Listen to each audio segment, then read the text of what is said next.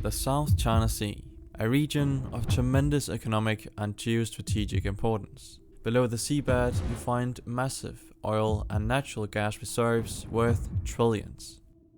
In the waters, you find vast marine life that is crucial to the food security of millions of Southeast Asians. On the surface, you find 1/3 of the world's maritime shipping industry passing through the waters, carrying over $3 trillion in trade each and every single year. And if you put all of that together, you start to understand why the South China Sea is so important. This is why it's heavily contested by multiple nations.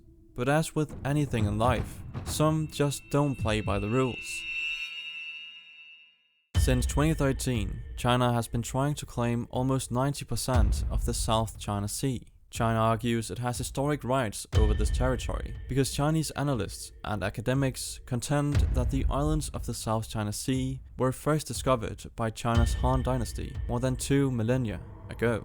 This is how the infamous 9-9 came to be, that overlaps multiple countries' exclusive economic zones, including Brunei, Malaysia, the Philippines, Taiwan, and Vietnam. This led to a fair amount of tension between China and these nations. But China knew it couldn't claim a territory they had no infrastructure or civilians on, so they started construction of man-made islands in the South China Sea in hopes of them being accepted as Chinese territory. Or at least that was what we thought they were doing, until satellite imagery revealed the alarming truth. China was building military bases on the islands equipped with airstrips and high-tech equipment such as anti-aircraft guns. It was clear that China was ready to do whatever it took to take control of the South China Sea. This would eventually lead to the Philippines bringing this to an international tribunal in The Hague that unsurprisingly ruled against China's claims to the sea. However, China promptly rejected the authority of the tribunal and its findings in the case, which led to China continuing its operations in the South China Sea. This is the reason why China still to this day has a strong presence in the area.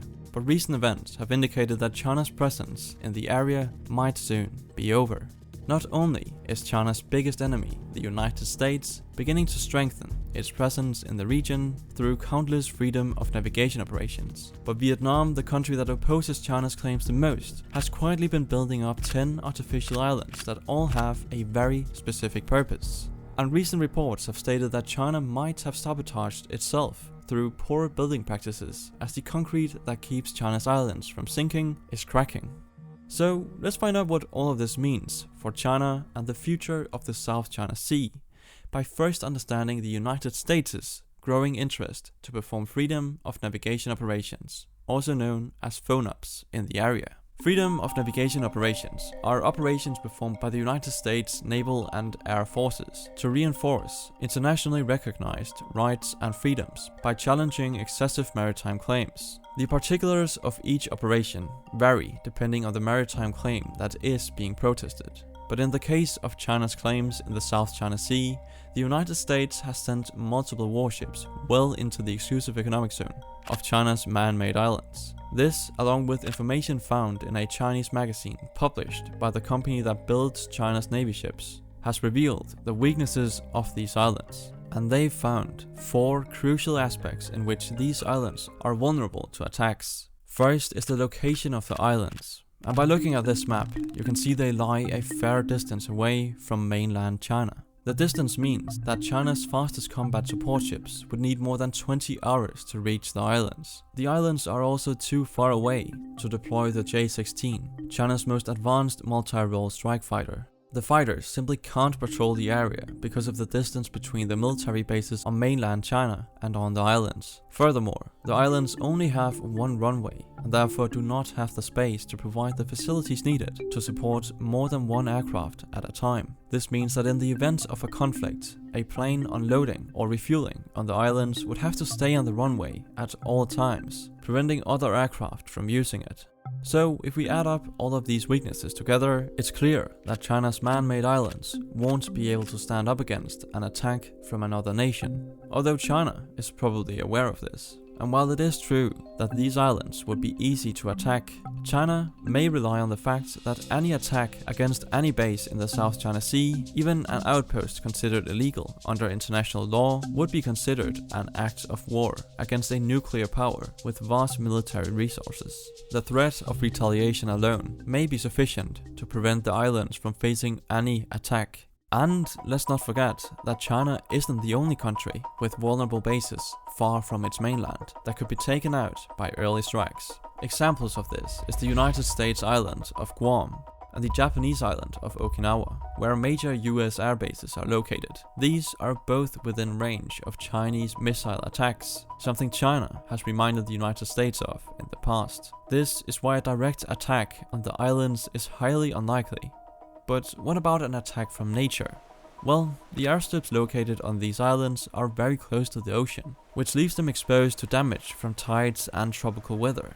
However, this might not even be their biggest concern, as their artificial islands probably don't need external forces to sink, at least if you are to believe recent rumors claiming the concrete used in the foundation of these islands is cracking and turning to sponge, which, if it turns out to be true, China might have to leave the islands for good, leaving the South China Sea to be claimed by opposing nations. This is where Vietnam comes into the picture, as they have quietly been building up 10 artificial islands without the world noticing. And since 2017, Vietnam has slowly added buildings to some of these islands. The goal is to make these islands self-sustaining, which would make it incredibly difficult for China to take them. Vietnam has also shown on multiple occasions that they are not afraid to bump shoulders with Chinese vessels if necessary. This has forced China to leave Vietnam alone, as any further actions could lead to a nuclear war. Although the Vietnamese government has made it very clear they have no other intentions with their man-made islands than to defend themselves. This explains why they have put solar panels on the islands and are trying to grow crops as well. But let's try and zoom out a bit, as this looks just like a massive game of chess, where a single wrong move could mean the destruction of multiple nations.